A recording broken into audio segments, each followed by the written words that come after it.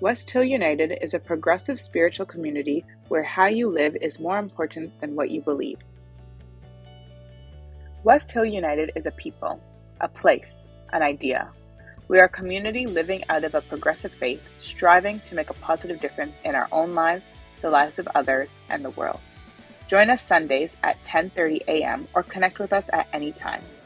Well, good morning to you all, whether you're in the hall itself, across the province, across the continent of North America, or across the ocean, joining us by Zoom. Welcome to all.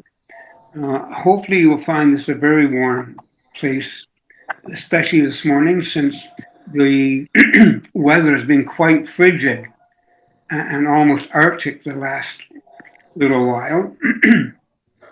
And on that account, and this will be a really weak segue, um, prior to reading our land acknowledgement, I reflected upon the Inuit. And the Inuit modern treaties, also known as comprehensive land claims, are significant agreements between Inuit organizations and the Crown, that is, the Canadian government and the provincial governments, that define Inuit rights to land, resources, and self-government, replacing older, unaddressed land claims with major examples, including the Nunavut Agreement, the James Bay and Northern Quebec Agreement, the Inuvialuit Final Agreement, and the Labrador Inuit Land Claims Agreement.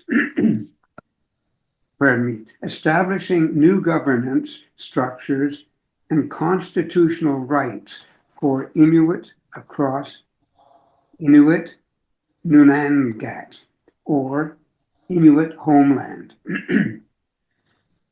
This is a Canadian Inuit term that includes land, water, and ice. All three are integral to the Inuit culture and way of life. Inuit Nunavut encompasses roughly 35% of Canada's landmass and 50% of its coastline.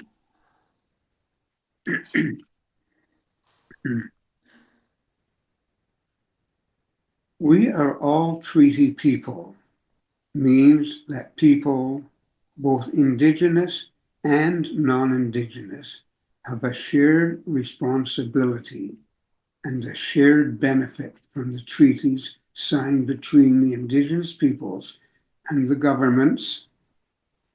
While the phrase emphasizes the importance of these treaties in shaping society, it also acknowledges the ongoing struggle for their full implementation and the need for reconciliation. Please join me now in the responsive reading shown on your screens. West Hill United is located in Treaty 20 and in the area of the Williams Treaties of 1923. These are the lands of the Mississaugas of the Credit First Nation and were previously occupied by the Seneca and Huron-Wendat First Nations. As treaty people, we share in the responsibility to care for these lands for the next generations to enjoy.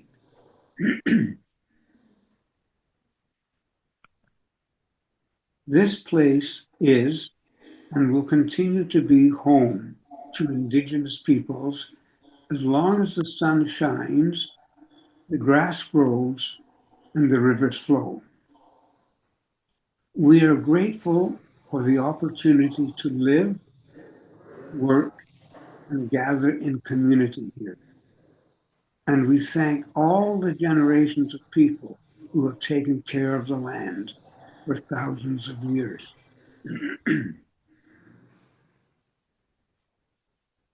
We accept responsibility to contribute towards revealing and correcting miseducation, as well as renewing respectful relationships with Indigenous communities.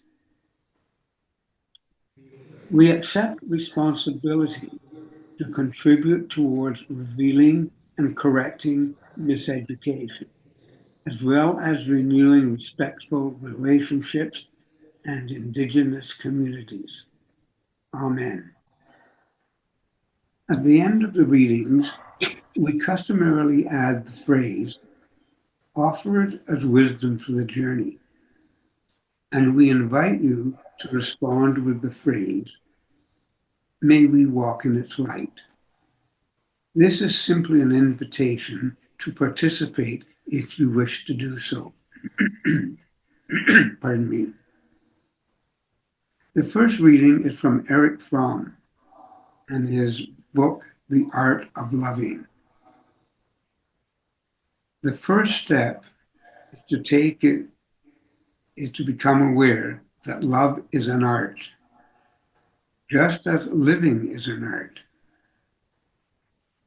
If we want to learn how to love, we must proceed in the same way we have to proceed if we want to learn any other art.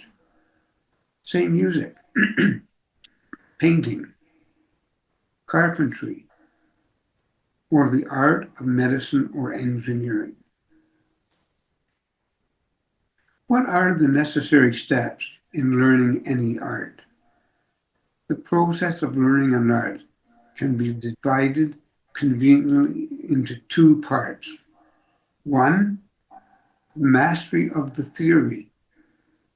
The other, the mastery of the practice. If I want to learn the art of medicine, I must first know the facts about the human body and about various diseases. When I have all this theoretical knowledge, I am by no means competent in the art of medicine.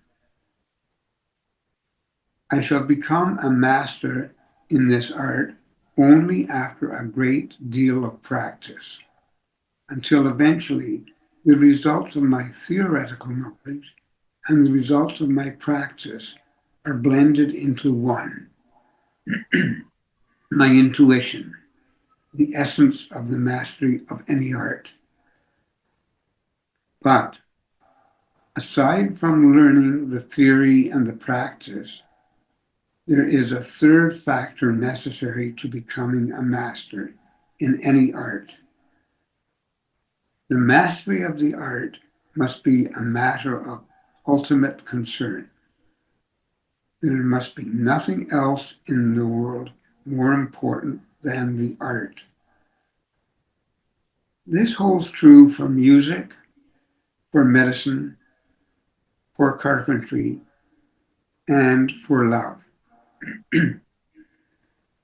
And maybe here lies the answer to the question of why people in our culture try so rarely to learn this art.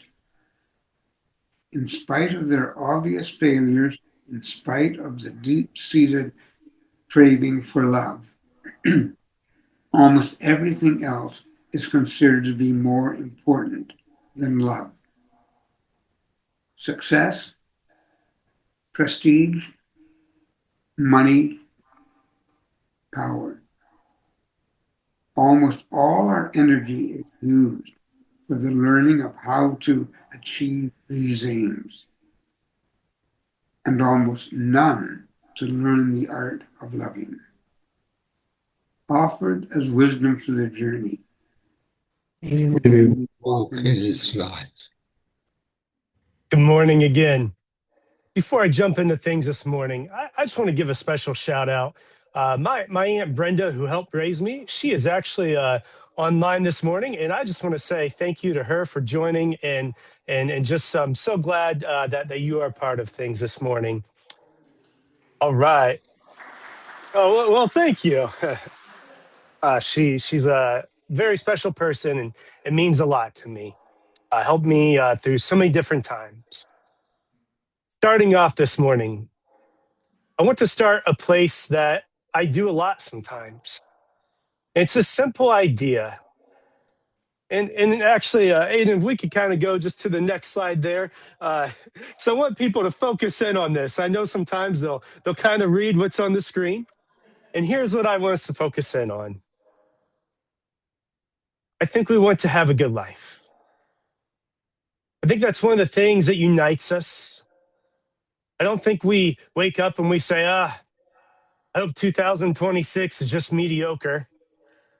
I hope, today is just all right. Don't get me wrong, there are difficult days, there's difficult seasons and difficult years. But overall, we want a good life. This is an idea that's been tossed around for as long as there's written, recorded human history. The Greeks, they had a word for this. They would say that the ultimate aim that they thought that there could be, that they reasoned that there could be, it's a word that I've shared before. It's a long word, so here we go. Eudaimonia. Eudaimonia. And if you think about it, I'm going to break it down really quick. The EU part means good, like euphoria, good. And daimon meant basically life, like who you are at your innermost being. They said this is what the ultimate aim is, that you want to have a good life. You want to have well-being, life satisfaction. Now, many of the Greek thinkers, they had this idea that although it didn't guarantee it, your greatest chance of living this good life was through virtue. This is where an idea called virtue ethics comes from, or ideas like Stoicism has a lot of base in. So I'll say that again. To live a good life, you must live with virtue. It gives you the greatest chance. Now, I like to say virtue. I put it in our modern language, and that's to love. To love yourself, to love others, to love the world at large. And in fact, one of the biggest virtues that the Greek thinkers had was justice. And it wasn't just some sort of legal justice. It was a justice with yourself, a respect and love for yourself, a respect and love for other people, and a respect and love for nature and all things. So to live with love. Now, this isn't just some old idea.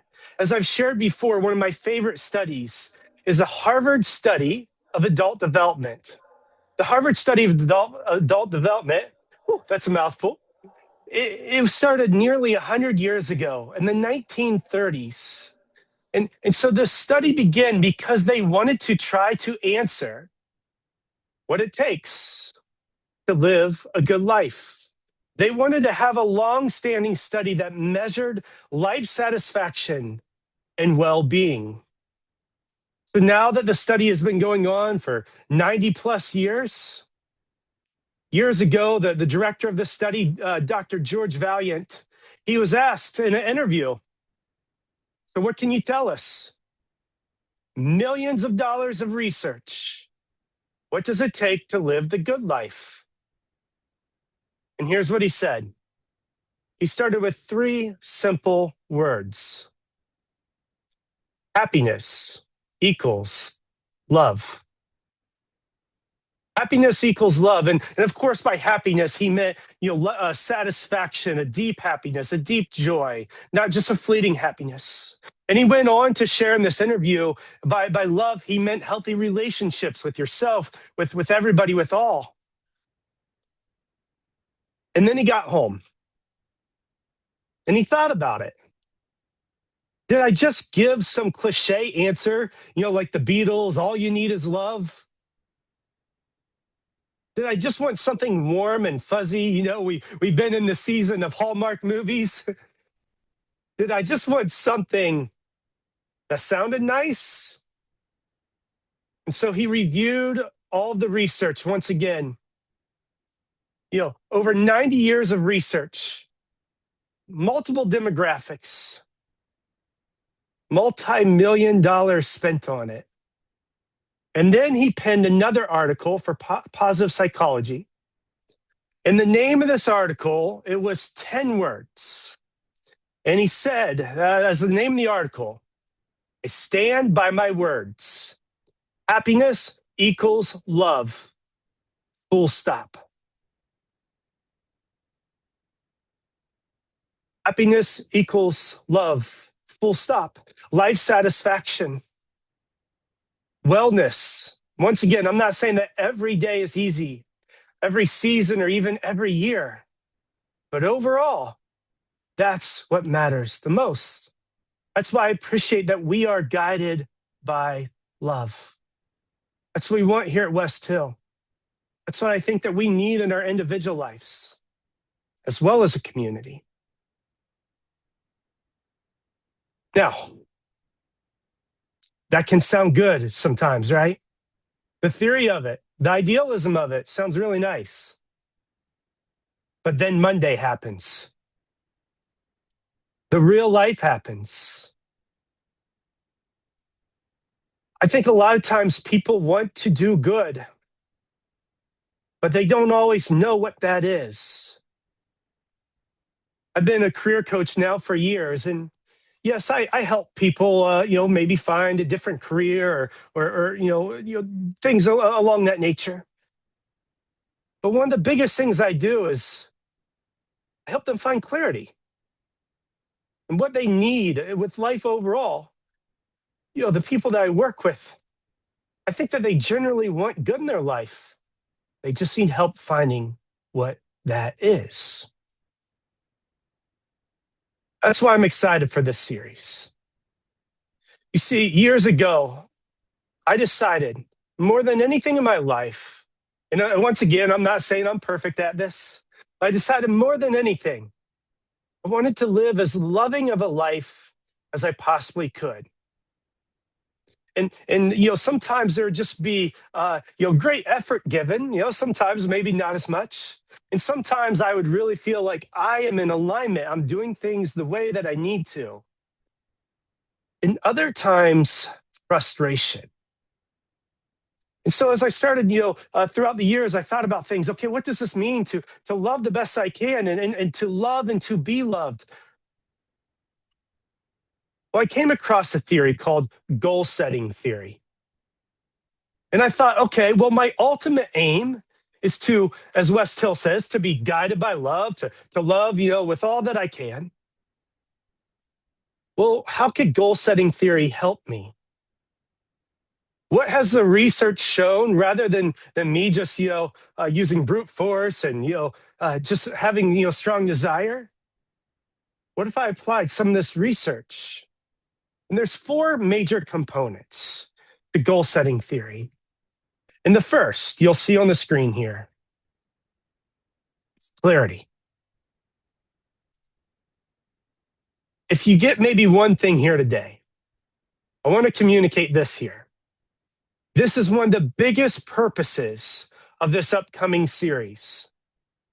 I think people are good, as I've said. I think that people want to love well for the most part.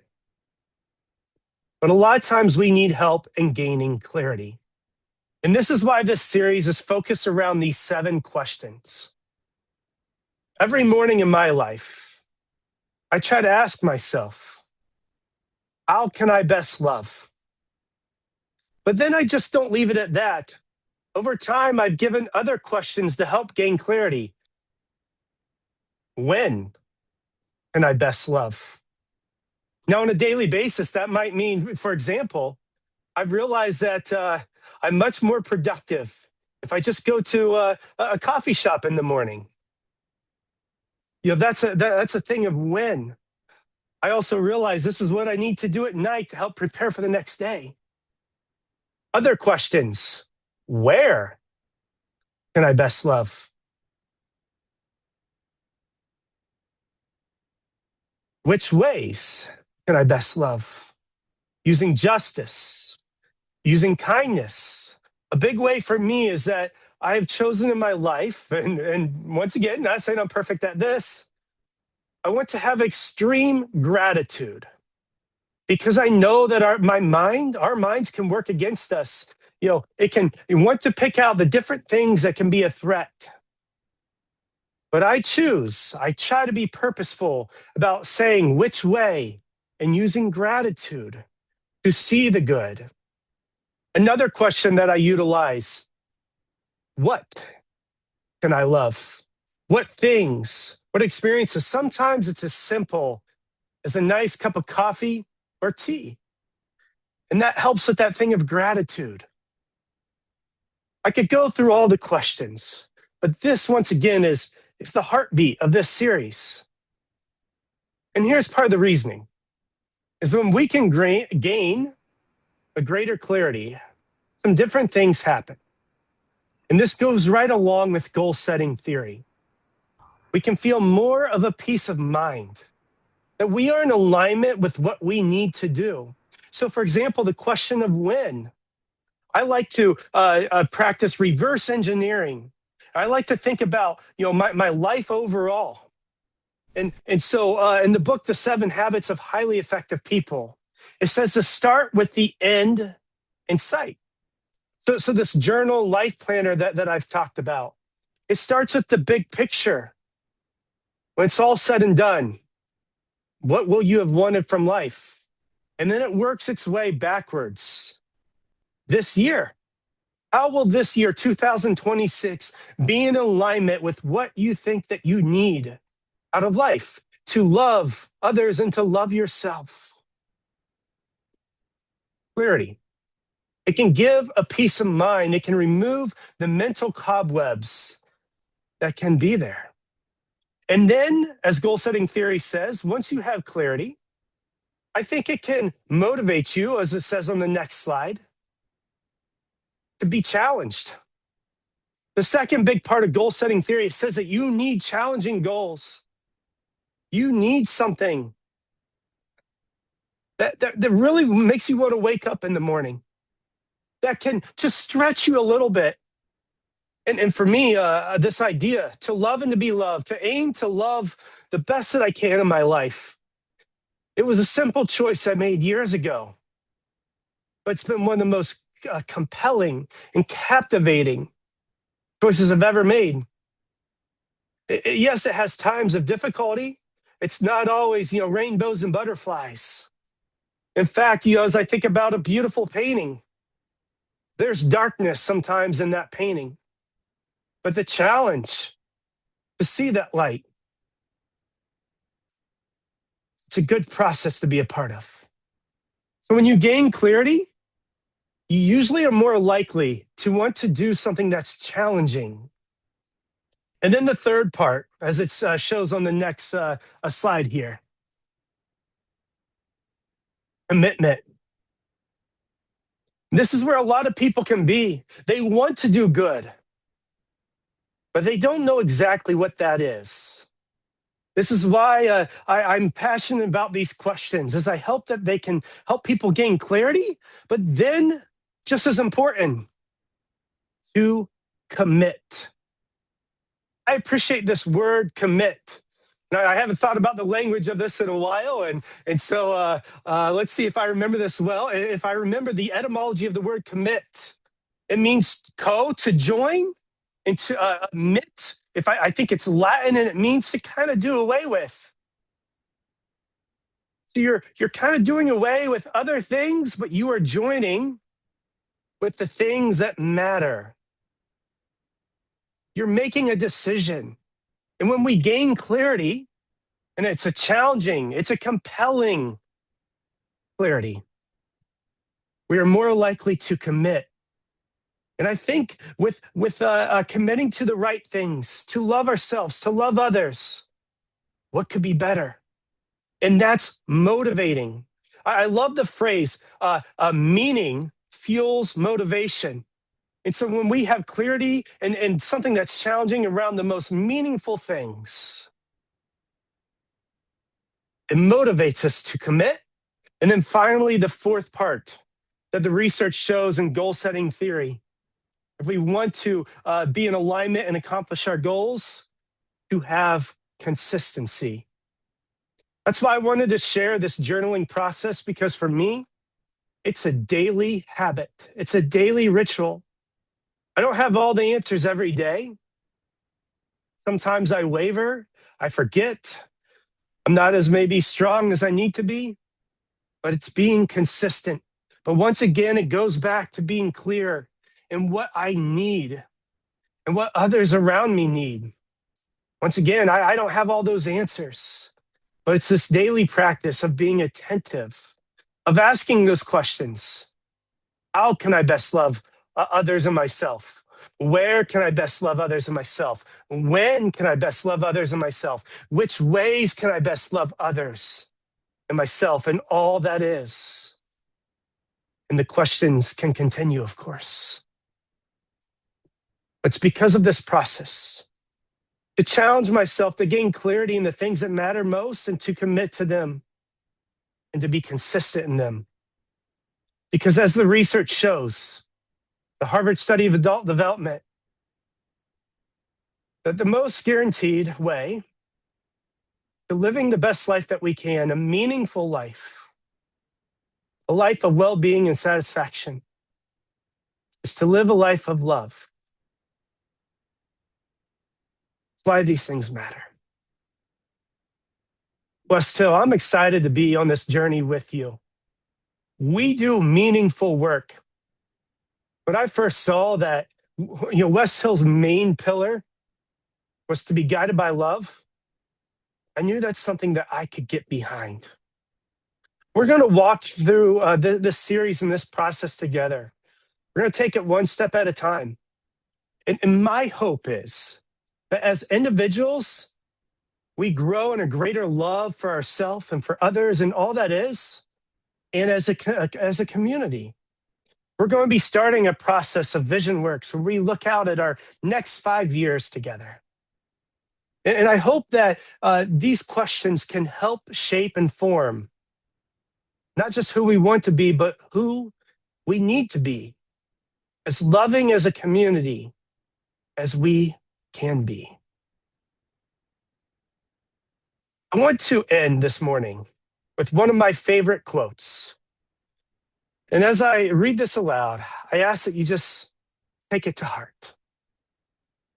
Thomas Merton once said, "Love is in fact an intensification of life, a completeness, a fullness, a wholeness of life." Become a sustaining champion of West Hill United's work by committing to an automatic monthly donation. Learn more or donate now through Canada Helps.